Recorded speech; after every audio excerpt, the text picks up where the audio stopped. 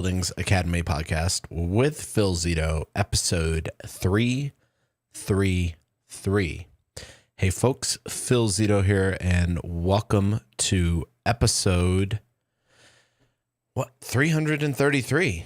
So it's been a crazy week. I have been doing a lot of stuff with our workforce development students, and quite honestly, it has been a lot of fun. More fun than I expected it to be. I wasn't quite sure how it was going to go, but we're 2 cohorts in now, and it's crazy awesome to see these folks like really starting to pick things up. So funny enough, today's episode, which you can find at podcast.smartbuildingsacademy.com/333. Once again, that's podcast.smartbuildingsacademy.com/333. Well, today's episode is going to be about how to execute training in the office. I mean, we've all done it, right? We've all gone to that training session, the omnibus safety / building automation / sales / HR training session that's all crammed into an hour. We show up, we get some stale bagels, maybe some donuts, maybe some coffee, show up, sit down, and literally, if you're a senior tech, as you're walking in the room, ops manager pulls you aside and says, hey, Phil, I need you to teach something technical today. I laugh because it's happened to me so many times. And it's like, what am I supposed to? I don't care what you teach them. Just teach them something technical. And that is how a lot of training in the office goes down.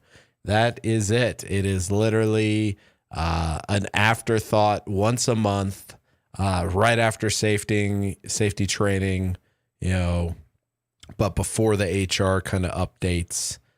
And you get to cram in about 15 minutes. Maybe you go through, hey, they just released this update and it's got this capability. They changed the PID loop and how it tunes or something, So that is kind of it in a nutshell with how most office training goes on. But it doesn't have to suck like that. It doesn't have to be a giant time-sucking waste of time. You know how I really feel about that, right? It doesn't have to be that way, though. And, as much as I would love all of you to buy our training and go through our training courses, they are the best in the market, bar none. I realize some of you aren't going to do that. Some of you are still going to go and try to create your own training in the office. And that is what we're going to guide you through today. So here is my 3-step process. It's ridiculously simple. Didn't say easy, but it is ridiculously simple. And if you implement this process, you will be executing effective training in the office. And why would you want to execute effective training in the office? Why would you care to invest in training? Well, training has a lot of positive outcomes. First of all, it reduces callbacks and slippage. So if you have ever experienced a customer calling you and going, ever since you upgraded the software, we're leaking water and da-da-da-da-da. And, having training on one hand can make you able to identify that, hey, there's no way that could happen. We didn't touch that. No, because there's not just technical training. There's training on communication. There is training on upselling. There is training on document management. Folks hear me say training so often, and they associate technical training. As I look at our course library, we have a project management course. It's amazing. We have a sales course. It's amazing. We have a troubleshooting course. It's also amazing. You know how many of those we sell? Not a whole lot. Everyone wants to go and buy the technician training. They want to buy the installer training. They want to buy the technician training. They want to buy the programmer training. And then I ask these folks, I literally sit on the phone with some folks and I say, what are the issues you have? Callbacks to jobs, troubleshooting, not being able to upsell, not being able to project manage. And I'm like, but you bought the technician training. Well, yeah, because we need to train our technicians. And I'm like, but you said your problems are this. So I'm challenging you here. Do not get pigeonholed into the fact that you're an ops manager, you're a senior tech. So what you need to train people on is ops or senior tech stuff. It doesn't have to be like that, okay? You can go and train on other things. And like I said, I'm going to show you how, and it's ridiculously easy. So, right, the benefits are reduced slippage, reduced callbacks. The benefits are increased employee retention. The benefits are the ability to execute more tasks on a job. You know, if all your folks know how to do is integrate backnet cards from rooftops and set up VAV boxes, then you're probably not going to be doing tier 4 data centers. You're probably not going to be doing advanced corporate headquarters. You're probably not going to be doing large, level 1 trauma hospitals. You're just not going to be doing that stuff if your team isn't experienced enough to do that. All right, so enough kind of fluffing. I hope by this point you're like, okay, I'm going to give this training thing a go and I'm going to consider it. But how do I do it, Phil? All right, 3-step process: analyze roles, train, and then have a feedback loop. Step 1, analyze roles. First thing you need to do is have job descriptions for everyone. And these job descriptions cannot be those stupid fluff job descriptions that are like 40 years experience with, tritium N4. And it's like, it hasn't even been out 40 years. It can't be silly stuff, all right? We want to go and actually figure out what the person is supposed to do and what actions they take are going to have a direct impact on whatever we're trying to impact with them. And that's where a lot of job misalignment comes from. If your technicians, right, do not project manage, then we should not have their roles and tasks for their job aligned with project management, right? It doesn't make sense. They're not going to impact project management. The project manager may manage them, but they are not going to impact project management. So doing a job task breakdown from a solid job description is going to really help, and it's going to create a baseline from which we can measure current capabilities, current profitability in forms of, revenue per employee, slippage per employee, margin per employee, time to execute, etc. We can start to measure all these things and we can align them to our job task breakdown. But we can't just break down every task because all tasks are not created equal.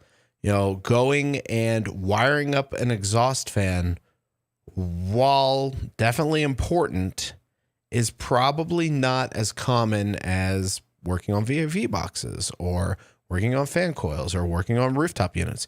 You have to understand what kind of projects you do, and then we have to go and identify the key tasks that are going to be executed on these projects. Whatever these key tasks are, we need to go and execute these key tasks near perfectly. That is how a lot of folks will ask me, how do you scale a business? How do you grow a business? There's definitely stuff on the sales side. There's definitely stuff on the operational management side. There's definitely stuff on the systems process side. And we'll talk about those in future episodes. But from a execution perspective, from a task perspective, see, I'm even guilty of it. You hear this? I'm already starting to go down this tech rabbit hole. I just kicked off this episode saying how we always go towards the things that we focus on. And yeah, I've already started to shift this episode into talking about technicians. And therein lies the rub. Wherever you come from is where you tend to focus. So as we start to go and develop training and execute training, we really have to continue to challenge ourselves to think outside of, okay, maybe we want to focus on designers. Maybe we want to focus on graphics. Maybe we want to focus on programmers. Don't just focus on technicians. All right. But I'm going to focus on technicians for this episode because this is an easy example. All right. So that being said, let's continue to dive into this. So you've done a job task breakdown. What does this look like? It looks like grabbing a job description, pulling out the fluff, like lifting 40 pounds or whatever, or being able to move, While important, yes, those aren't things you train on. So we don't need to go and do a job task breakdown on this person needs to be able to move around a job site and, okay. Then we identify our key tasks and we identify the metrics that we're going to measure. What are we going to measure? Are we going to measure revenue per employee? Are we going to measure margin per employee? Are we going to measure time to execute? Are we going to measure slippage per employee? What are we going to measure? I usually recommend 2 financial measurements and 1 time measurement. Those tend to do well. And some good ways I like to do things are revenue and margin. All right. So revenue and margin. So revenue is going to tell us like how much revenue did this person generate. And then margin is going to tell us like how profitable this person was. Now you can go for slippage in lieu of margin because sometimes the margin is going to be just all over the place and slippage will show kind of a better difference between how much that person was estimated to produce and how much they actually produced. And you can have positive and negative slippage, so you can measure those. So it's up to you. Whatever you want to do, just have 2 financial measurements, one that shows overall execution and one that shows profitability. And then we want to have a 3rd measurement, and that's going to be time related. How long did it take for this person to execute said task? And that's why I highly recommend using task codes. I've done so many episodes about task codes, about these are the job task codes you should use, and this is why you should use job task codes. Probably I'll do another episode on job task codes again. Suffice to say, job task codes are, if you're installing, you have a task code for that. If you're designing, you have a task code for that. If you're programming, you have a task code for that. You can get as granular as you want as long as you have a system to track it. But the important point is once you get past 6 or 7 task codes, the ability of people to just pencil whip their task codes on their timesheets increases dramatically. So if you have, 3 to 5 task codes, you have a high likelihood to adherence to people actually filling out those task codes. That is if you communicate the value. You need to help them know with them what's in it for me, right? With them, you probably have heard that. So you have to identify the with them of these task codes so that people will actually put them in. Not going to go any more on that though. So we've got our task codes. We've got our key tasks identified. We've done a job task matrix, job task breakdown, and we are going to identify these tasks. And now we are going to assess these tasks. We are going to baseline them, not just from a financial and time perspective, but from a performance perspective. This can be done a lot of different ways. You can use an online skill assessment. We provide online skill assessments completely free. Like you literally have to buy nothing from us. You just sign up, take it, and it's your time. If you buy something from us, great. If not, you get free assessment. So I encourage everyone to do that. That being said, you can create your own assessment. How do you create your own assessment? You basically take the task that you have identified. You think of 3 to 5 questions per task. These questions there's so much into writing an assessment question. It needs to be clear. It needs to focus in on only one set of knowledge. So for example, you don't want to ask them a question on something that assumes they know something else. You want to try to focus in on the key thing you're trying to assess their knowledge of. Once you've done that, once you've built out this assessment, you build out 3 to 5 questions per task. And the reason why you want 3 to 5 is so that not everyone is getting the same question. And you also want them to have at least 1 to 3 questions for a task. That way, if they just mess up on something, you have another option for them or another opportunity for them to answer that question and that task. And basically, it gives you a better, more realistic look at what they know. So, for example, our assessment has 49 domains. Each domain has about 20 to 40 questions in it. So pretty broad draw that we're able to pull from as far as questions.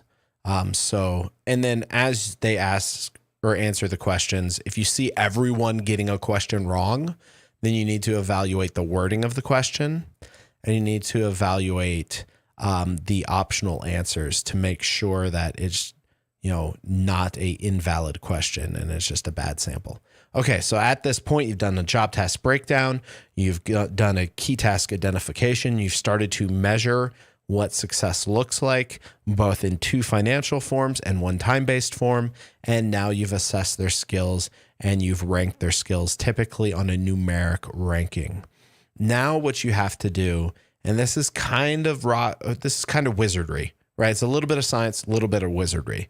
And it's going and kind of sticking your finger in there, like licking your finger, sticking it in there and being like, which way are the contracting winds going to blow? Because you need to figure out, are we going to be moving to healthcare work? Are we going to be moving to data center work? Are we going to be doing analytics? Are we just going to be doing commercial, like plan and spec bid work? What do I think we're going to be doing? And one of the best ways to determine this is if you have a healthy sales pipeline, you can look at the 18-month lookout and see kind of what is stacking in your sales pipeline. And that should give you an idea of where your business is trending. So once you understand where your business is trending, you can then say, all right, commercial office space, a lot of VAV boxes, a lot of air-cooled chillers, a lot of packaged rooftop units. Okay, what do I need to know? I need to know how to line out my subs. I need to learn how to do good point-to-point, some basic backnet integration, some quick template graphics. And the key with commercial real estate is fast and no slippage. Like university work, healthcare work, tier 4 data centers, stuff like that, CDC labs, that stuff is forgiving of slippage to a point. I mean, if you totally like hose your design, yeah, you're going to get bent over. But if you make a little bit of slippage on those costs usually are high enough revenue that you can absorb. The lower you are on the contracting tier and the closer you get to plan and spec work, typically the lower your margins are. And thus, as lower margins, you have lower tolerance for slippage. So you have to say, not that I advocate slippage. I don't advocate slippage. I'm not saying, oh, yay, we should have slippage. It's okay. No, I mean, ideally, we should strive for no slippage, right? We shouldn't have positive slippage either. Slippage, by the way, is when your costs, in the case of positive slippage, your costs are under the estimated cost, so you're profiting. And negative slippage is where your costs are over the estimated cost, just so you know. And the reason why you wouldn't want positive slippage is because if you had positive slippage, that means that there was slack in your estimate. And if you're in a highly competitive bid environment, then having positive slippage means you could be overpriced and you could be losing bids. So hence why sometimes we want to avoid positive slippage, all right? We want to have our margin targets to where the market will tolerate our margin targets. Okay, so as I was saying, we want to look at the project, and then, like I said, if it's a very low margin, very simple project, then we want to aim for perfection on our task execution. Okay, how do we aim for perfection on our task execution? Processes. So in that case, we're going to be training processes. We are going to train processes. We're going to bring people in. We're going to drill them on VAV box installs. We're going to drill them on backnet interfacing. We are going to drill. And what does drilling look like? It looks like going and creating scenarios, buying a VAV box, like a 8-10-inch VAV box, putting it on a pallet, rolling it out, and having people drill VAV boxes till their fingers bleed. I mean, not literally till their fingers bleed, but you get the point. Like, keep doing it and doing it until it's second nature. And as you go and perfect these processes, you're going to execute your processes and you're going to execute them well. And you're going to have reduced slippage, better execution. You're going to be getting off jobs faster. And thus you have more capacity to work. Now let's say that you're primarily a service organization. In that case, what we are going to do is we are going to train knowledge and theory skills, because oftentimes troubleshooting is dependent on your depth of theory skills. So do I understand psychrometrics? Like, for example, if you get called on a troubleshooting call and someone says the heating is causing condensation and you understand psychrometrics, then you realize that something else must be going on, because if you heat air, then you are actually decreasing the relative humidity, all things considered, of the air. So thus, understanding that theory immediately rules out a bunch of potential issues. So understanding theory and having theoretical knowledge and understanding how systems work for service people is very valid. But how do you know what theory you should focus in on? I'm glad you asked. Well, this is where we want to go and do a key task identification. We want to do a job task breakdown, and we want to actually go analyze our service logs. We want to understand like what is going on with our service logs, okay? So we want to really figure out what is going on with the service logs, what common things are happening, like what is commonly happening. And then based on what's commonly happening, we can go and say, okay, we're typically running into these service issues. Let's train on those. So what would that look like? What that would look like is you would say, this is the problem. And you would identify the root causes. And then based on those root causes, you would assign a probability to those root causes. You know, if you're having XYZ issue, then maybe 80% of the time it's issue A, or it's cause B, or sorry, cause A. Maybe 10% of the time it's cause B and 10% of the time it's cause C. Then we want to focus in on that cause A and all of the knowledge associated with determining that cause A. And so thus we train people that way. You know, on my screen, you can't see it, but I have a mind map, and that is a good way to do that kind of training. Is you basically flowchart it out and you train people on the individual pieces of the flowchart. So those are kind of two different looks at training approaches you can take, but all of that is dependent on you implementing the third step. The third step is really where the rubber meets the road. Anyone can go analyze a job task breakdown. Anyone can create a skill assessment. I mean, it takes a lot of time, but you can do it. I mean, we've got probably 1,000+ hours sunken into our skill assessment, but you know, you got the time and resources, you could do it. Anyone could train. I mean, you know, training, it requires a certain temperament, but you can find people who could train. Where the things start to fall apart is the feedback loop. Okay, we analyze the roles, we do our key task analysis, we analyze our skills, we train, and then we put the people out in the field and we never talk to them again. And that's how things really typically happen. The issues with not having a feedback loop are that we don't know what's effective and what's not effective. If we have a feedback loop, and remember the data points I talked about, right? We should have 2 financial indicators, 1 time indicator, and a skill assessment. So 2 financial indicators, typically revenue and profit, our time to execute, and our skill assessment. And we should then, on a quarterly basis, in a health of the business review, we should analyze those metrics. We should have green, yellow, red metrics. So if we're looking for, you know, we have slippage, maybe we're taking that as one of our financial measurements. Slippage, we're saying, okay, we want to go and reduce slippage by 2%. Well, 2% slippage, that's maybe our green. That's our ideal goal. 1% slippage would be our yellow. Red would be no slippage reduction or more slippage. So like an increase in slippage. That would be a red indicator. Okay, so now that we have this green, yellow, red indication, we have essentially what's called a score chart. And this is what the large companies do. They do what's called score charting. And so we do our score chart, and that's our health index, and that's one thing. But then we have to combine that with time to execute, because it's one thing to look at financials, but you know, if I look at financials and I see slippage has significantly increased, but my time to execute has decreased significantly, what does that tell me? That probably tells me that my people are rushing through, and maybe I train them how to execute boxes, VAV boxes, really fast. but maybe that training really didn't stick, or there was a key mistake in that training. And because of that, they're rushing through executing these boxes, but they're doing them wrong and they're getting callbacks, hence the slippage. Or maybe my team is executing really well, but there is some sort of material estimating issue or a design issue. And that is causing slippage now because my team is executing.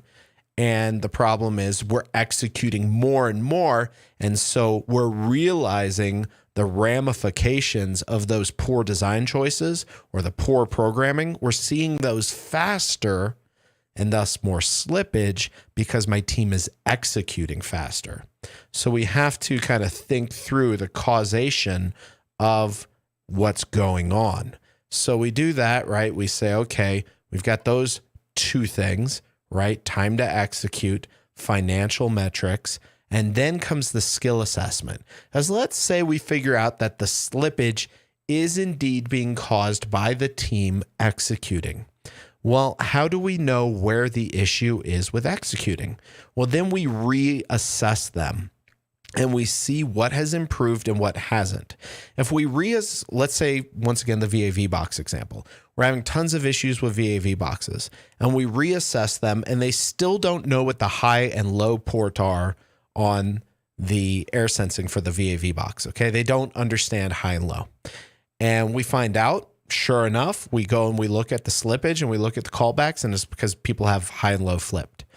That's a pretty simple fix, right? We can do color coding of our pitot tubes. We can train them like this is atmosphere, this is not. We could do a variety of different things to go and help them understand, but only if we have that feedback loop. And if we just simply went based off financial data or time to execute, we still would be making a lot of assumptions. And that's where this feedback loop becomes so critical, because people will do a feedback loop, but they will often only do it based on one point of data. They'll either say financial data, time to execute, or they'll just try to figure out, hey, we're going to do a knowledge check on our people again.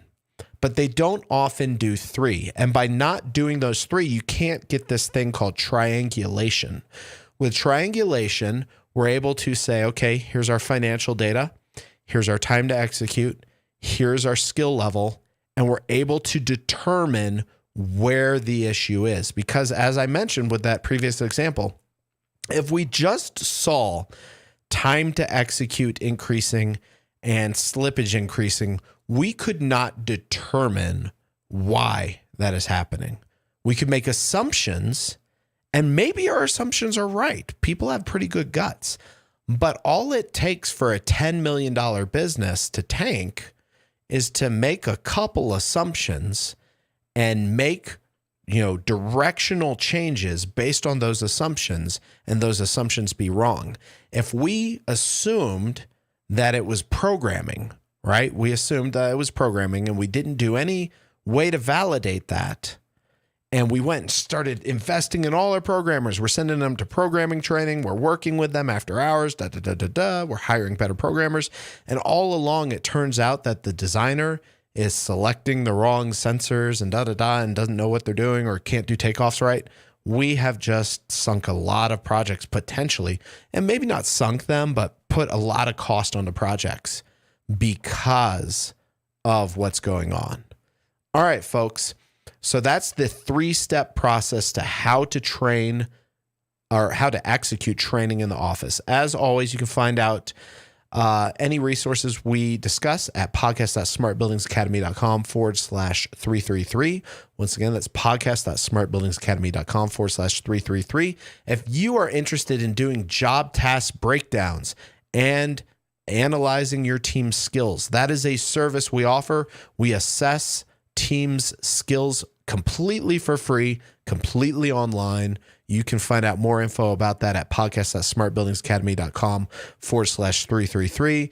And as far as the other tasks go, we do that on a consulting basis, helping people do key task identification, helping people build up their own training programs, build up their feedback loops, and how to scale their businesses, from 2 million to 10 million, from 10 million to 50 million.